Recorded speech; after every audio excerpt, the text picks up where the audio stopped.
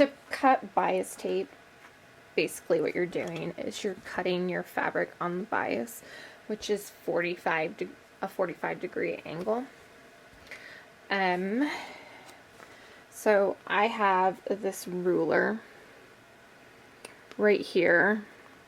It has 45 degrees, but basically what that is from one corner of a square to the other corner, the opposite corner.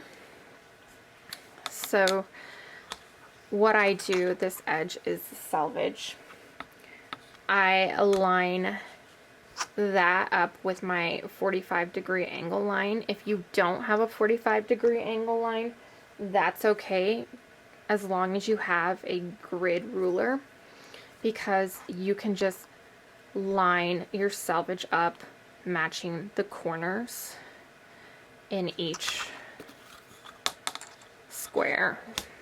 So this is what I would do if I didn't have one, matching up my corners in each square.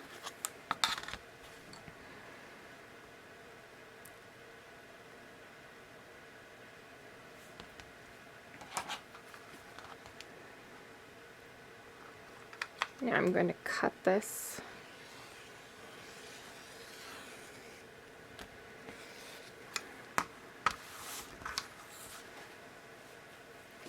And then let's say that I need a 1.5 inch. My ruler doesn't quite meet up, but that's okay to make it easier. Once I have my first cut, I like to take my fabric and line that up so that these edges meet. The cut line, that edge meets up.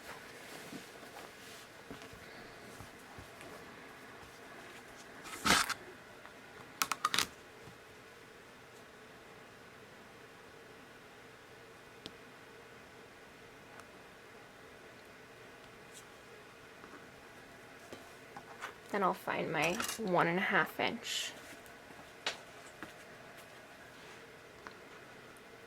Line that up with the edge and cut.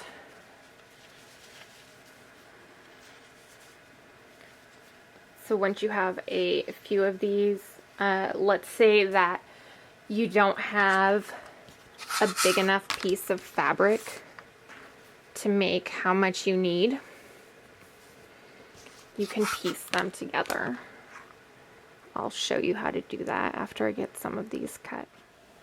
Take your two ends of your bias tape and place them together. If they're like this, then you want to use the other end of the strip.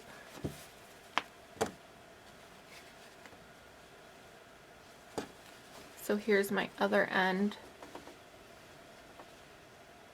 Now when I place them together, right sides together, I get these two little notches that come out. I'm going to go and stitch from this little divot right here right along to this divot right here. What I like to do is just continually sew them together, one at a time. So then I just lift my presser foot and stick the next one in.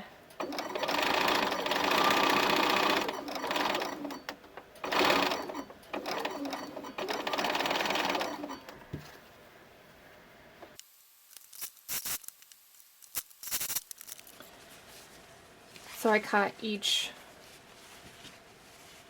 piece apart, and now I have one, that's where the seam is, and now it's one continuous piece.